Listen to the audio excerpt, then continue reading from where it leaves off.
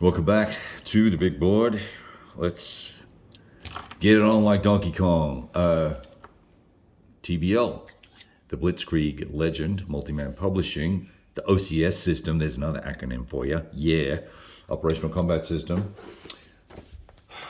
Blitzkrieg Legends sits pretty firmly in the 1940 time frame, where we look at what went down in this particular scenario coming in through the Ardennes and also this portion of Holland here.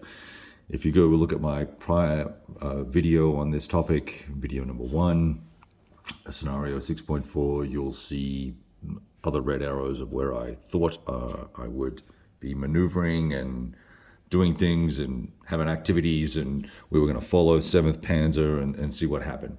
So I won't sort of rehash everything. What I will say is that it's the second half of the second turn, so it's the 12th of May, and we are now looking at the Allied turn. We're going to look at the Allied, well, I'm about to play the Allied turn, and we have 2 more turns, 2 more full turns after that.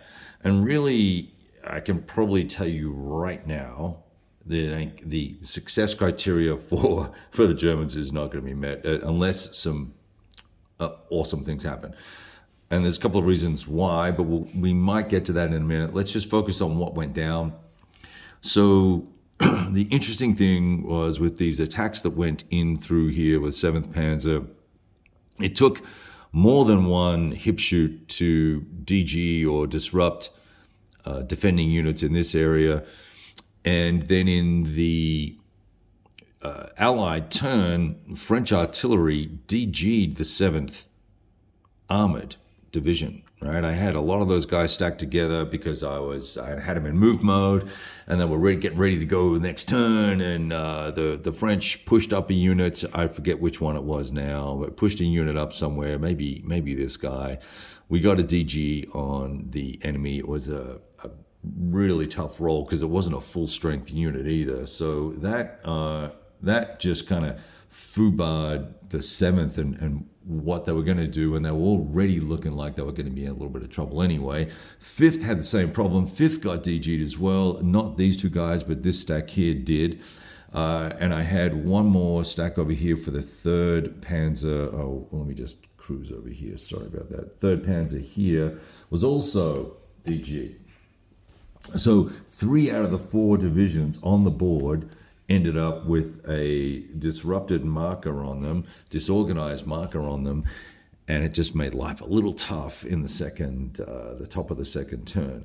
Nevertheless, after noodling on this for quite a while, I flipped these guys to move to combat mode and ended up attacking into here, into this hex here, forcing a retreat. But and it was not an overrun. Forcing a retreat, no exploit result, really mediocre. Lost a step. I've now lost 3 steps of units out of the 7th Panzer, so they're really hurting. Let me just zoom back in here a little bit. I pushed these chaps up here mainly to build a supply trail so that I wouldn't have any issues staying in supply for the turn. And then, of course, I was able to DG this guy, which kills the Zoc, which means that we could trace supply, right? So that was that section of the map. 5th Panzer, let's see, we attacked the fortress here with this division. We combined. I did not use these units in an attack, nor did I use those. Or maybe I did use those. And we secured the fortress there. So we're at the river edge for the city of Liege here. And the interesting part of this little scenario here was that we had a Belgian unit here. It was a 10-2-2 division. We DG'd it, knocked a step off it, forced a retreat in a combat, got the wasn't an exploit. No, I had these guys in reserve. They exploit moved, released. I moved this guy up and through because there were no units here. And if there was, actually, you know what? I overran the unit that was here. Pushed this guy up to block this road out of Liege. These hexes will potentially be blocked. We'll see. I can't cover them with a unit, unfortunately. So maybe we'll be able to secure a line of supply out of here. But I'm hoping that we'll be able to put these guys out of supply. I doubt it, but we'll see. And in fact, they're in fortresses anyway, and I don't think they need to track supply, so it's kind of a wasted effort. But now at least I've got these cut off. So let's see. So that happened there, and then I encircled over on this side here. We'll put those guys out of supply, and hopefully they'll make a poor attrition roll and be gone. The third panzer really didn't do too much with them this turn. More threatening this area here. It's keeping first mechanized French formation occupied. I've got some divisions pushing up this way. I really want to use infantry to attack across here, so we'll do that, I think, versus using armor, which is either halved or at a third. And there's those divisions that are pushing up. So let's see. Let's zoom out a little bit and see what we can see. Here's the Meuse River. You can see the defensive line is already building up quite quickly. It's going to be really tough on the victory conditions.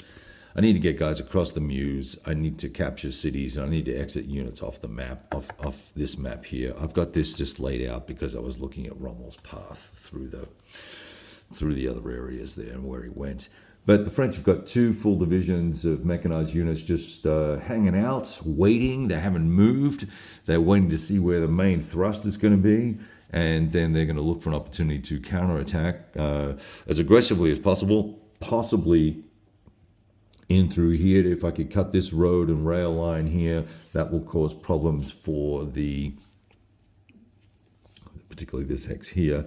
That will cause problems for the Germans. So it's a little touch and go for the Germans at the moment. The losses you can see here have been fairly significant. You know, that's an expensive 6 units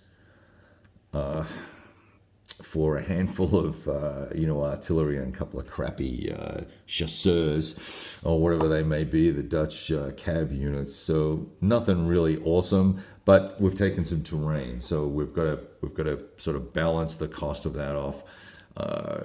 I have got most of 5th. Well, no, 5th has lost 3. Oh, that's incorrect. So 2 units from 4th have paid the ultimate price, and only 1 from 5th. So 5th is in pretty good shape. That should actually be over that side. 7th, not so much.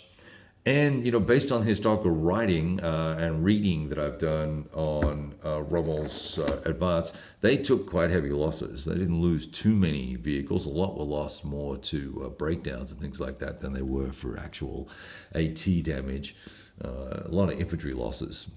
They got a little bit chewed up here and there, trying to cross the Meuse, actually, and we haven't even got to that part yet. So it's going to be interesting. We'll see what happens from here.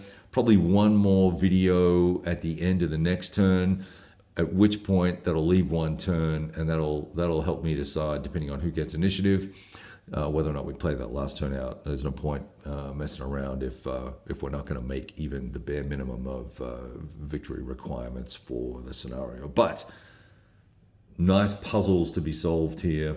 Some sequencing things that need to happen correctly. I obviously have made some errors along the way, but we've managed to catch or fix most of those, and I've been enjoying the gameplay as always. I'm quite a fan of the OCS system, so all very good. Talk to you soon. There's the full map in all its modest glory. Formations setting up secondary lines of defense here, not really needed, but because the main action is going to be along this section here, but we'll see what happens. We're yet to cross the King Albert Canal, so we got a ways to go. All right, ciao.